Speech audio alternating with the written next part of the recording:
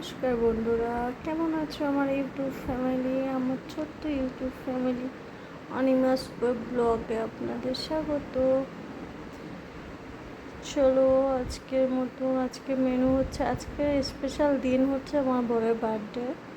তো বার্থডেটা সেলিব্রেট করার জন্য আমি সবই রাখা, কিন্তু বুঝতে পারছি না ও কী খাবে, কেন ওর খাওয়ার খুব প্যাক না আছে। আর আমি সারাদিন বাড়িতে ছিলাম না, রাতেবেলা এসেছি, তাও অনেক তাড়াতাড়ি এসেছি। এটা ম্যামের দেওয়া কেক, মানে আমি যে ম্যামের আন্ডারে কাজ করি, ম্যামের অ্যাসেন্সিয়েন্ট হিসেবে এটা ছেলের জন্য বিরিয়ানি নিয়ে এসেছি, কেন পরশু দিন থেকে না বিরিয়ানি খাবে বলছিল। চলো, পাশের দোকান থেকে একটা হাজির বিরিয়ানি নিয়ে এসেছি। ভাজাটা আবার রেখে দিলাম, কেন ওকে জিজ্ঞাসা করলাম তো ও বললো না এখন আমি সব খাবো না।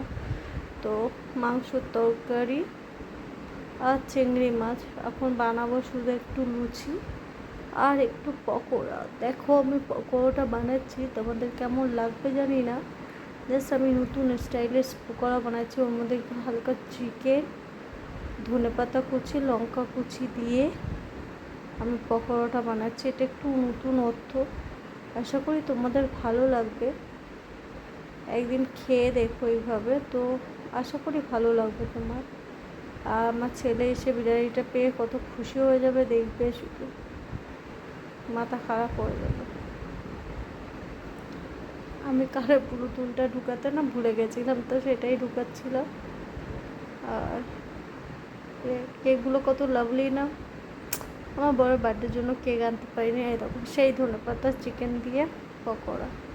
এই পকোড়াটা একবার ট্রাই করে দেখতে পারো, খুব টেস্টি আর ইয়ামি হয় খেতে, আর খুব সুন্দর মুচমুচে হয়। আমি বেকিং সোডা এমনকি বেকিং পাউডার দিয়ে করেছি।